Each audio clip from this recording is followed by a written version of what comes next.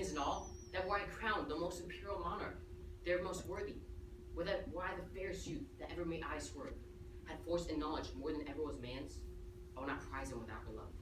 I will employ them all, commend them and condemn them to her service, or to their own British. Fairly offered. Oh, this shows a sound affection. But my daughter, say you delight to him? I cannot speak so well. Nothing so well. No, not mean better. By the pattern of mine own thoughts, I cut out the purity of his.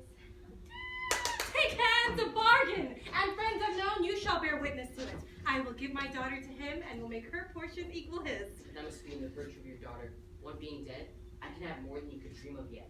Enough then for your wonder. Come on, contract us before these witnesses. Come, your hand, and daughter, yours. Soft swain, beseech you a while. Have you a father? I have, but what of him? Knows he of this? Neither does nor shall. Methinks the father at the nuptial of his son, a guest most becoming to the table. I yield all this, but for some other reasons, my grave sir, which 'tis not fit you know, I not acquaint my father of this business. Let him know of it. He must not. Really? Let him! No, he must not. Let him, my son. He shall not need to grieve at knowing of thy choice. Come, he must not. Mark our contract. Mark thy divorce, young sir. Son whom I dare not know.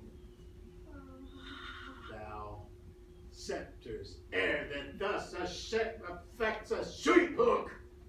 Oh, and thou, fair piece of excellent witchcraft, who must the force know, royal fool that pulpist. Oh, my heart. I shall have thy beauty scratched with briars and made more homely than thy state for thee, fond boy.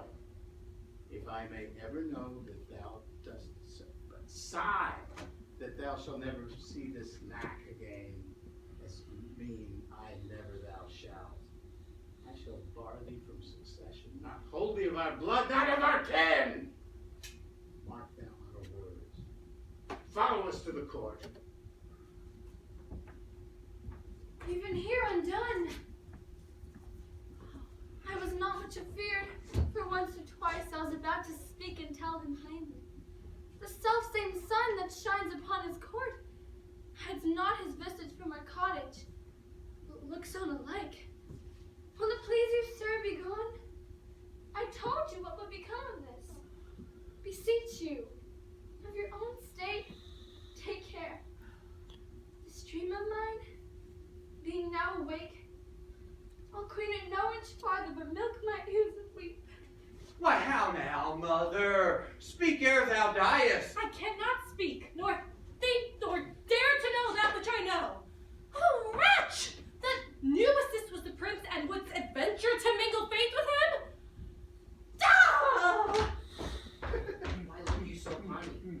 I am but sorry, not afeared. Delayed but nothing altered. What I was, I am. More straining on for plucking back.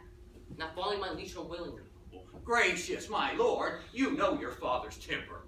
At this time he will allow no speech, which I do guess you do not purpose to him, and as hardly will he endure your sight, as yet I fear, then till the fury of his highness settle, come not before him. Not purpose it. I think he will. Ah, even he, my lord. How often have I told you 'twould be thus? How often said my dignity would last, but till 'twere known. I cannot fail, but by the violation of my faith. And then let nature crush its sides of the earth together, and mar the seeds within. Lift up thy looks. And for my succession, wipe me, father. I am heir to my affection. Be it